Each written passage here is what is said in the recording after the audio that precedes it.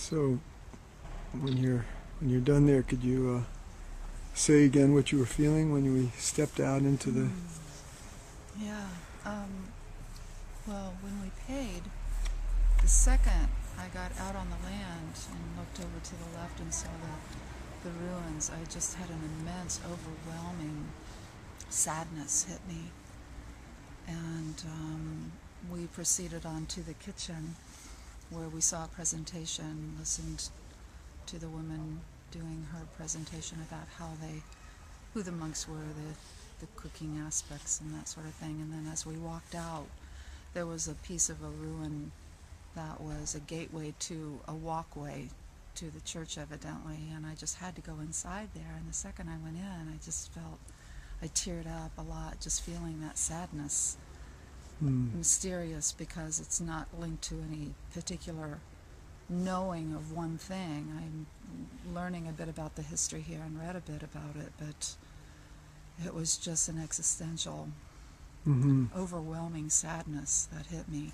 Yeah. Being on this land and seeing these amazing ruins, and just feeling the energy of the place, and at the same time, just immense beauty. Yeah. Yeah, could you hold this and just put it on me for a second now? I'll say a couple of things also. Yeah, I think learning about the history of this place in England, which, as Sanji over here to our side was saying to us, is really the spiritual heart of the country. I think, wouldn't you say, Sanji, that that's really widely acknowledged by people in England who have a spiritual awareness that this is the heart of the land? There would be a lot of people who would acknowledge that. A lot of people would agree. Yes. Yeah. Yes. I mean, there's just so many legends. You've got the legend of Joseph of Arimathea coming, and the first pilgrim, the first Christian hermit settling on the hill, the tall hill. Then you've got the abbey, which was huge, one of the main spiritual houses. And then who knows what legends and stories from before then. Celtic and Druids and so on. So long history of spirituality, and that it just keeps bringing each generation here to rediscover it and recreate it in a way themselves. Yeah, there's just for me, I think so much the sense of, particularly in a place like this where these great structures have obviously fallen into ruin, and they were dedicated clearly to humanity's quest for the divine and desire to be in attunement and to be rightly related to the divine source and the truth of being. And what we've all gone through for all these millennia, hundreds of generations, and how much of that time has been making enemies of one another and of whole parts of our existence. Linda was talking about feeling the stifling and suppression of one whole aspect of the spirit on the assumption that another aspect is superior. It's just a sense of the weight of that, and yet also the new life over springing up.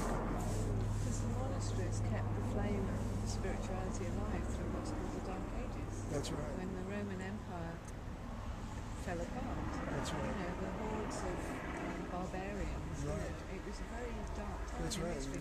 And the churches were what kept the learning and they're the only places that you could read and write. They had the Bible, they had writings, spiritual writings, and they were the kind of beacons of light in a very dark landscape. Yeah, that's right. There's a great book that was written some years ago by an Irishman named Thomas Cahill. They've written similar books about the Hebrews and so forth, but the one about the Irish was called something about the people that saved civilization. Absolutely, yes. Yeah. Because They kept the learning and kept the texts alive, copied them out by hand from one generation to the next, and that was all done through the monasteries. Absolutely. Yeah. So at the same time that there was suppression and so on, there was also this keeping the flame alive. And it wasn't just book learning, it was also that they were the scientists. That's right. They were experimenting with new forms of agriculture right. and fishery and That's right. sort of preserving the land. Yeah. So, and architecture. Yeah. Yeah. The learning, the whole learning of the Magnificence culture of was this whole place. the size, when you look at the size of that, and then there was a tower up there. And this was the whole church from back there, the high altar, right down to All there. the way You down. know, this is the size of it. It's just incredible. Amazing. At the time when people were living in houses, which, little mud huts. extraordinary. Hmm. And then King Henry VIII came along, and for his various purposes, destroyed all this, and dragged the abbot up on the tour, which I guess is... It's just over there. We could see it. It's when we was in the abbot's kitchen, you could just see it through the TV. Yes. And No, executed him and a couple of his top monks to be able to take all this over and do with it what he would. So, just the whole saga marching on. Mm-hmm. And here we come with our present day contribution, and